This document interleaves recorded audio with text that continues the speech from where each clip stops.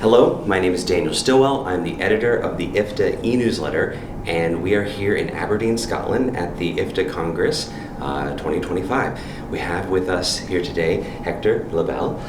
Thank you so much for being here. Thank you, Daniel. So you are here, you've already gotten to present. So tell us a little bit about your presentation and your work that brought you here. Well, I've been in the Congress in Japan last year, and there was something that triggered my idea of making this presentation here. Mainly, I've been working with the legal system for 40 years in different places and in different roles. And I found out that I'm making a good pattern diagnosis is like the main step, the first step for any intervention. Usually, you have something like a psychodiagnosis. Right. In the forensic psychology classic model, and I found it's useless. The other one would mean to include the whole family and the whole net, at least those who are implied in some way in the pattern that trigger the legal system intervention. So that's a broad way of thinking for very different situations. And for this presentation, I pick up the case of femicide. And it was clear for me from the very beginning what was going on between the mother and her mother, who was part of the situation, because the mother was like pushed between her mother's demands and her wife's demands. And that was invisible in the whole legal system. There was a huge amount of money that he had inherited from a father, but mother was taking care of that money. Okay. And when wife was asking for something, there was pressure from mother, and she was like taking care with that, putting the brake. Right. And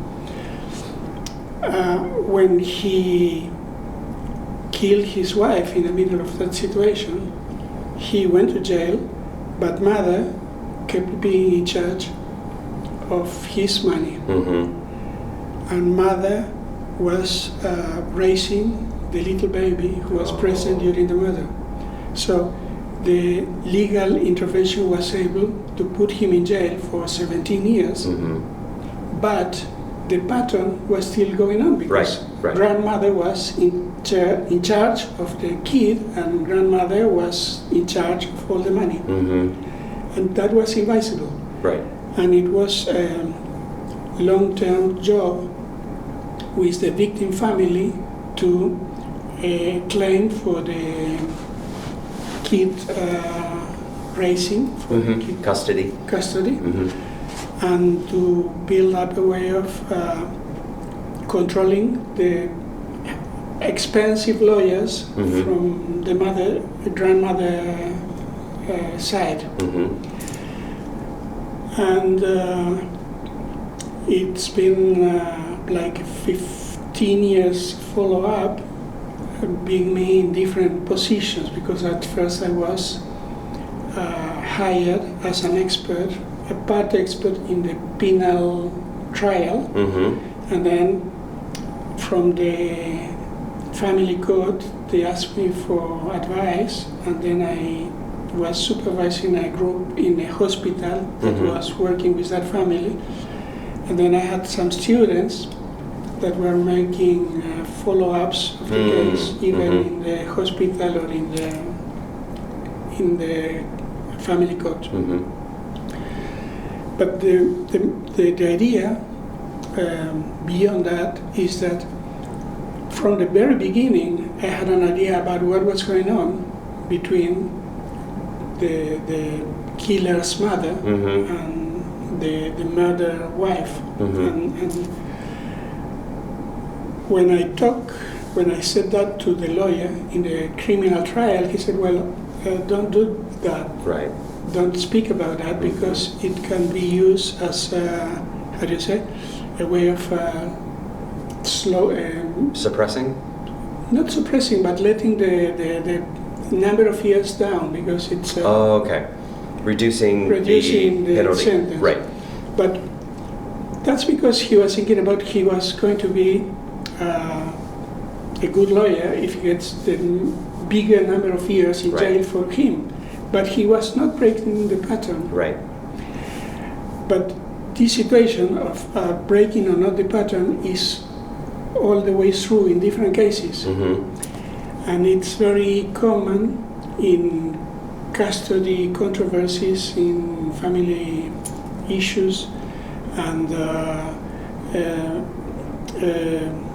family violence. And sometimes judges say, well, you should go to therapy, but they are not controlling, they are not seeing what's going on in that therapy. And therapists, many times, they just do usual therapy without taking into account that the main thing is to find out what was the pattern that bring that couple into that problem. So my idea, it's been surprising for me. I started with this when democracy came to Argentina 40 years ago, and we were receiving Minuchin ideas and Hailey ideas in those years. And whenever I was seeing a case, it was surprising the difference between the mainstream in forensic psychology and this systemic point of view.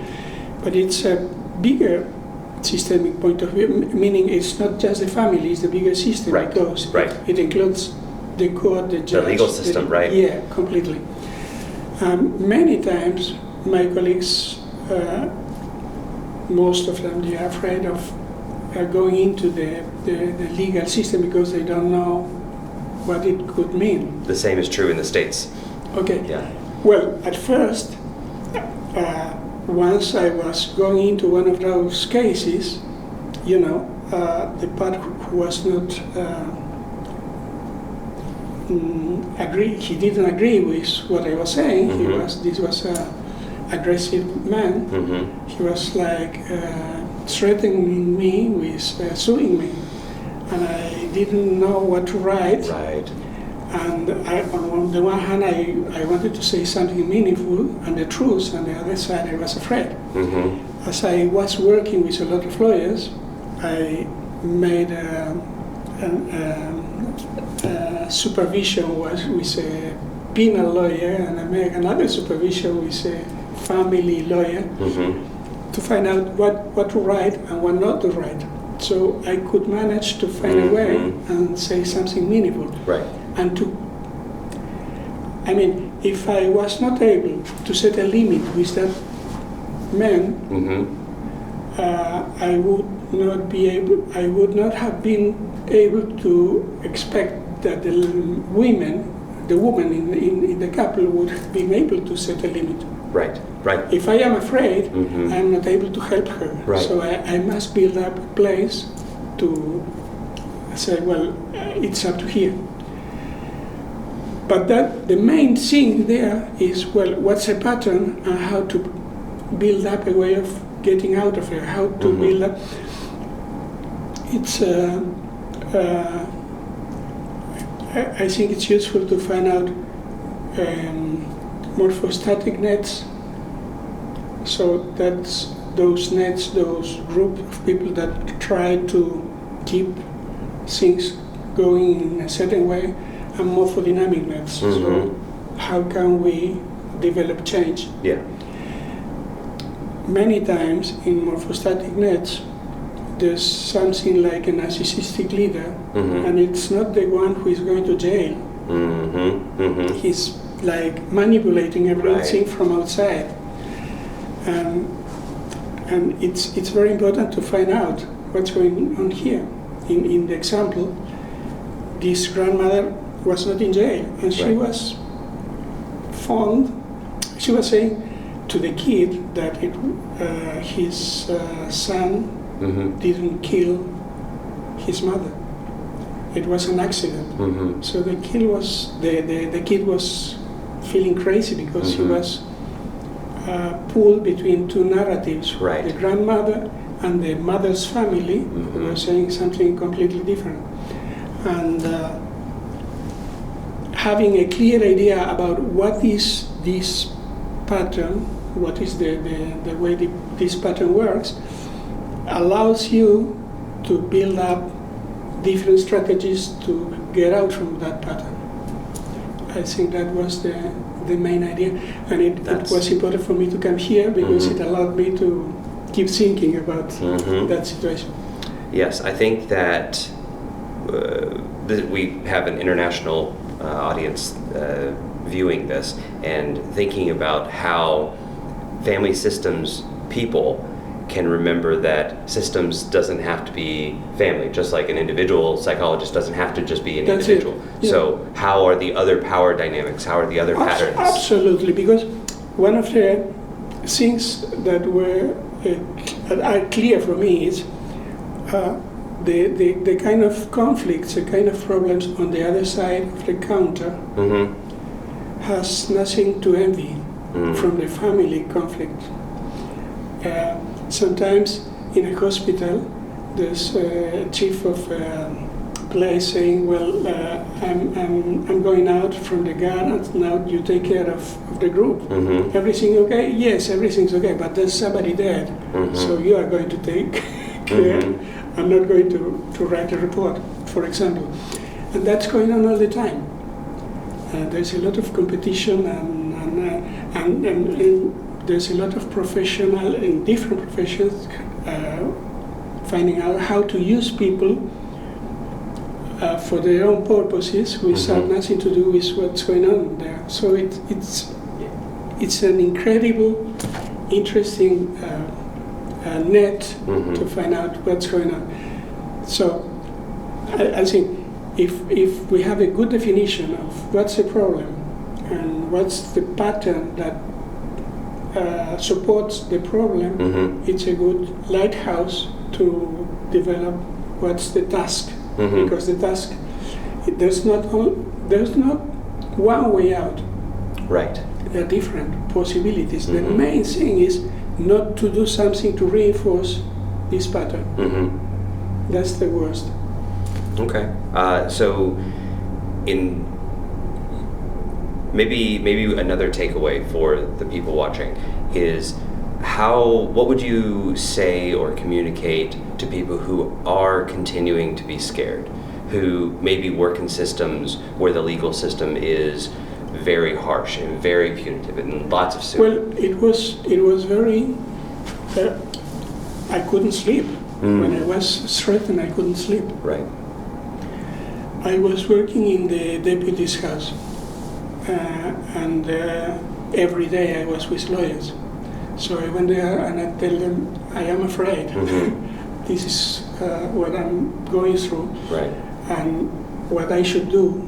And they say, well, the problem is if the judge makes an order, you must comply the order he makes. But that doesn't mean that you can't write what you think is going on. Right. So you have to find out a way of doing what the judge say, but including your own point of view. You don't know what he is going to do with that. But then it's like throwing a bottle with a message into the sea. If you are writing in a clear language, and in psychodiagnosis, usually they write in jargon. Right. So it's a defensive way of making a report or a defensive way of talking. If you're clear enough and somebody picks up the message,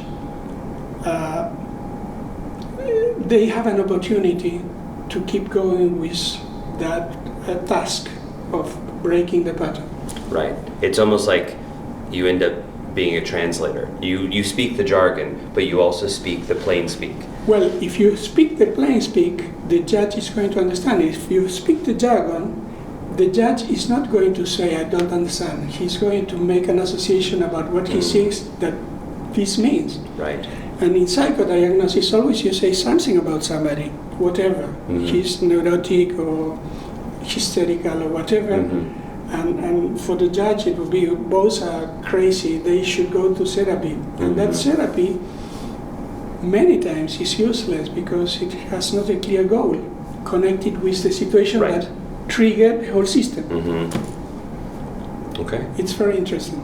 Well, then maybe the other takeaway for the clinicians watching is to take time to ask about those patterns. The main thing would be if you're afraid of what's going on with the legal system, ask for help to somebody who knows the legal system better than you. That's the penal lawyer and the family lawyer. They were like, hey, I need help with this. What should I do? Sorry. No, that's fine. Yes, reminding people that they can be brave. Part of how we are able to step into that difficult situation is when we're not alone, when we have somebody to be connected to. I've been working with my supervisor when I was young, many years ago.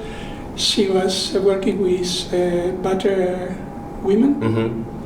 And then that day I had a woman in the office, and his husband was ringing the bell, and he was dangerous. So I phoned her. What should I do? I was afraid. And I built up a system there. It's 30 years ago or something, or 40, and I called a cab. I asked the cab driver to wait outside. I asked her for a friend to come with the cab, and I went down with a neighbor, so we were four in the door. Wow. And that was the guy was taller guy. I'm not good fighting. Right. And it was a way of making control. So it's okay to feel fear, and it's okay to pay attention to that. And the next step is don't paralyze with that fear. It's what to do with that and how we ask for help. Okay. Yes, I feel like a lot of us are trained in how to safety plan for clients, but when we are part of that, it becomes... We are part of that. We are. It's like a soup. We are in the soup. We made some years ago. We made a workshop in a family institution in Buenos Aires, and it was working with family in the courts.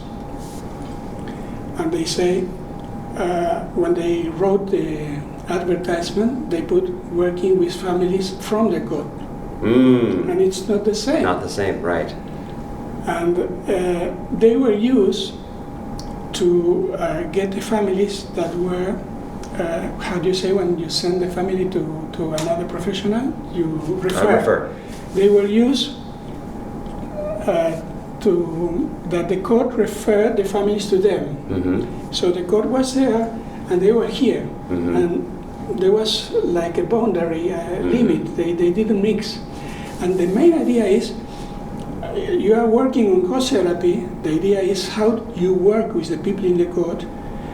There was a workshop today. It was interesting because they were talking about problem-solving court. And it's a good idea. I like that. And court therapy with the court is similar because, but you're going beyond the classic family. Right. And in some way, that was what Minuchin was starting to do is with Wilwick children and things. Haley was working with people coming from the courts in the one-way mirror on the other side. I think it's a very interesting. It's interesting, and there's in my. I studied in Buenos Aires University, and I've been teaching there, and I was teaching things connected with this. And I was in something like the forensic psychology apartment. But they were the classic way of thinking. The classic way of thinking means it's an auxiliary discipline, meaning that you have to answer the questions that judges and lawyers are asking to you. Right, right. So that's a very limited situation, and they take you to a narrative that is useless. I was speaking about something completely different, so they find out the way of taking me away. This is important because this position is replicating a way of thinking, right, institutionally. Yeah, the parallel process. Yeah, and that's the people that keeps working. So we are like making little spaces where we do something different, but they don't survive because they are not inserted in the mainstream yet. Right. Well, it sounds like you have pushed that boulder up the hill for a very long time, and I do hope that part of what people take away is the inspiration that they don't have to be scared, or even if they are scared, they don't have to be paralyzed by that fear. Yeah, that's it. Pay attention. If you are scared, that's information. When you feel you ask for help. And you ask for help. Because if not, you're in trouble. Right. Or you're not going to do a good job, and you are going to be like swallowed by the wave. All right. Well, Hector Label, thank you so much for being with us today and for sharing your work and your ideas with our audience. Sir, thank you, Daniel. All right.